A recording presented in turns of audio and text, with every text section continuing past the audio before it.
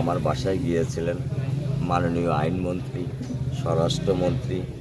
ওনারা যাওয়ার পরে ওনারা আমাকে বলেছেন যে বাংলাদেশের ভিতরে সবচেয়ে দ্রুত সময়ের ভিতরে আমরা চার্জশিট দেওয়ার চেষ্টা করব, হয়তো বা 3-4 দিন পারে বা আরও তাড়াতাড়ি যা হতে পারে, এবং যত দ্রুত সম্ভব একটা দৃষ্টান্তমূলক বিচারের রায় এবং সেই রায় বাস্তবায়নের জন্য মাননীয় প্রধানমন্ত্রী আমাকে আশ্বস্ত করে এসেছেন।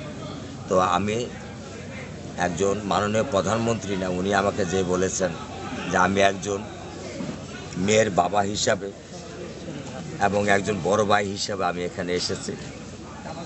তো ওনার যে ভালোবাসা, ওনার যে চোখের কান্না, আকুতি এবং আমাকে শেষ দেওয়া কথা, সেই কথার উপরেই আমি 100% বিশ্বাসী এবং আত্মবিশ্বাসী। ইনশাআল্লাহ এই ধরনের যে আমার মেয়ের বিচার, সুষ্ঠু বিচার খুব দ্রুততার সাথে পাব এবং